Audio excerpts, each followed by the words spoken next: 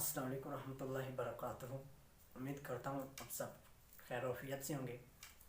آج جو میرے پاس کتاب ہے، اس کتاب کا نام ہے سنو تم ستارے ہو، تمہیں چمکنا ہے جہاں میں۔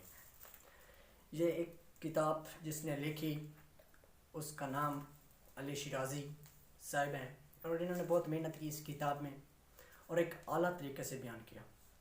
اور اس میں پہلے سبق جو ہے وہ ہے کامیابی کا فلسفہ، اور دوسرا سبق ہے کامیابی کا خواب۔ وہ لکھتے ہیں کہ خواب کامیابی کا پہلا زینہ جو ہے وہ خواب ہے۔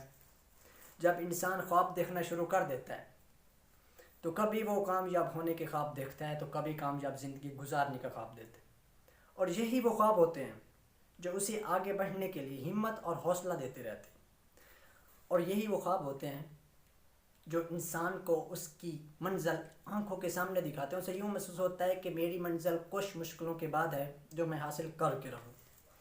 آپ کسی بھی انسان کا انٹرویو دیکھ لیجئے، کامیاب انسان کے ساتھ مل لیجئے، اس کا انٹرویو دیکھ لیجئے، اس کی ساری زندگی کی محنت میں آپ کو صرف ایک ہی سبق ملے گا، ایک ہی مشق ملے گی، وہ ہوگی محنت اور مشقت کی مشق۔ آپ کو معلوم ہوگا کہ زندگی میں اس نے کبھی نہ کبھی خواب ضرور دیکھا ہوگا، پھر اس خواب کو پورا کرنے کے لیے محنت کی ہوگی، جتن کاٹے ہوں گے، پیپڑ بیلے ہوں گے، تب جا کے سالہ سال کی محنت کے بعد کہیں اسے کامیابی ملی ہوگی۔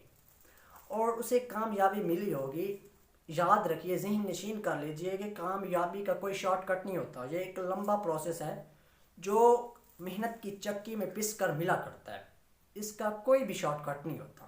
اور یہاں ایک اور بات بہت اہم اور قابل ذکر ہے کہ ہم میں سے اکثر لوگ دولت سے لوگوں کو کامیاب کر دیتے ہیں، کہتے ہیں جس کے پاس دولت ہے وہ کامیاب ہو، لیکن در حقیقت بات یہ ہے کہ دولت انسان کو کامیاب نہیں بناتی۔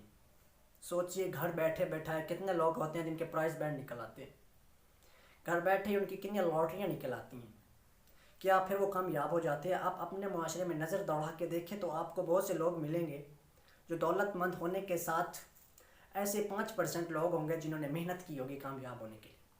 آپ محنت اور دولت، ان کا موازنہ ہمارے ہی معاشرے کے ایک عظیم لیڈر سے لگا سکتے ہیں جن کا نام عبدالستار ایدھی ہے۔ میں آپ سے پوچھنا چاہتا ہوں کہ ان کے پاس کتنی دولت تھی، ان کے پاس کتنے کاروبار تھے، ان کا تعلق کن عمرہ میں شامل ہوتا تھا، کیا ان کا بینک بیلنس تھا؟ بس وہ یہ خواب دیکھا کرتے تھے کہ غریب لوگ کھانا کھا سکیں، اپنی چھت کے نیچے رہ سکیں، اور یہی خواب ان کا ہم سب سے ممتاز کر گیا ان کو۔ اسی محنت نے ان میں اعلیٰ شہرت اور ہم سب سے ممتاز بنا دیا، یہی محنت تھی اس کی، اور محنت کا خواب جو تھا وہی سب سے انہیں افضل کر گیا، ہم سب سے ممتاز کر گیا۔ اور لکھتے ہیں کہ میں ایک پبلک فگر ہونے کے ناطے بہت سے لوگوں سے ملتا رہتا ہوں، سوشل میڈیا پہ اکثر باتیں کرتے ہو، کہتا ہوں کہ خدا را اپنے بچے کو بڑا آفیسر اور سرکاری نوکری کا خواب دکھانے سے بہتر ہے کہ آپ انہیں کامیابی کا خواب دکھائیں، کامیاب زندگی گزارنے کا خواب دکھائیں۔ جب آپ ان کے اندر ایک خواب پیدا کر دیں گے کامیاب بننے کا، تو پھر اس خواب کو لے کر وہ چلیں گے نا۔ کہ میرا دعویٰ ہے کوئی بھی انسان خواب دیکھے بغیر کامیاب نہیں ہو سکتا۔ کوئی انسان خواب دیکھے بغیر کامیابی کا پہلا زینہ کیسے چڑھ سکتا ہے؟ جب انسان کھلی آنکھوں اور بڑے دل سے خواب سے جانے لگے گا تو پھر خواب ان کے اندر وہ کشش پیدا کریں گے جو انہیں ہر حالات سے لڑنے کے لیے سکھائے گی، ہر حالات، ہر جنگ میں لڑنے کے لیے اوزار دے گی۔ وہ خواب کی طاقت ہوگی جو انہیں ہر حالات میں جینا سکھائے گی۔ میں اکثر لوگوں سے ملتا ہوں جن کے پاس دولت کے نام پہ تو کچھ نہیں ہوتا، لیکن خواب اتنے بڑے ہوتے ہیں کہ انہیں ہر منزل میں آگے بڑھنے کے لیے راستہ دیتے ہیں، ہر منزل میں آگے بڑھنے کے لیے طاقت فراہم کرتے ہیں۔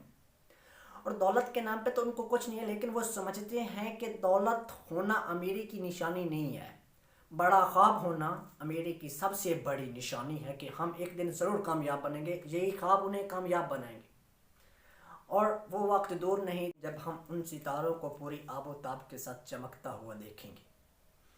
میرا دل خون کے آنسو روتا ہے کہ جس نوجوان نے ہمارے ملک کی بھاگ دوڑ سنبھالنی تھی وہ اپنا مقصد کھو کے بیٹھ چکے ہیں۔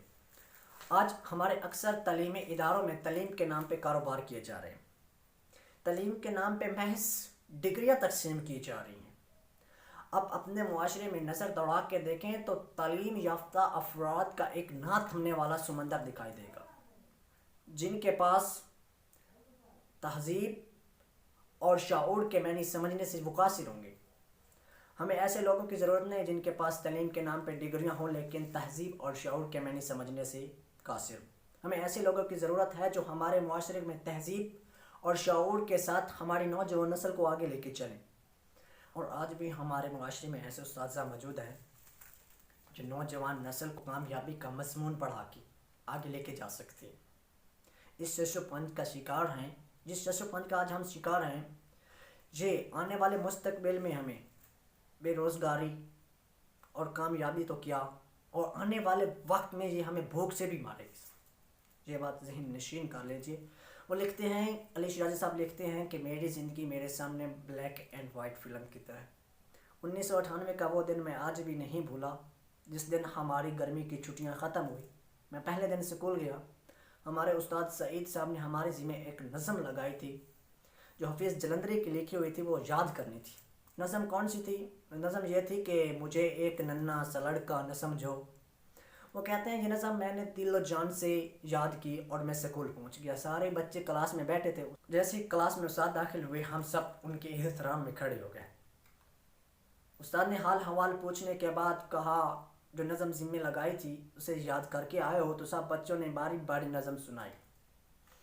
آخر کار میری باری آئی تو میں بھی نظم سنانے لگا۔ مجھے ایک ننھا سا لڑکا نہ سمجھو، سبق نیکیوں کے مجھے یاد ہوں گے۔ پتہ ہی نہیں چلا نظم ختم ہو گئی۔ میں اپنی کلاس میں چلنے لگا تو استاد نے بلا کے کہا شاباش علی بیٹا، تم نے بغیر رکے بغیر اڑے پوری نظم سنائی ہے اور تم پوری کلاس میں اول لاؤ گے۔ انشاءاللہ وہ دن دور نہیں جب تم پورے ملک پاکستان میں اول آؤ گے۔ اور آج میں ملک پاکستان کے لیے محنت کر رہا ہوں، یہ سب میرے استاد نے جو مجھے خواب دکھایا تھا اس کی بدولت ہے۔ اور یہ کتاب تھی کامیابی کا خواب۔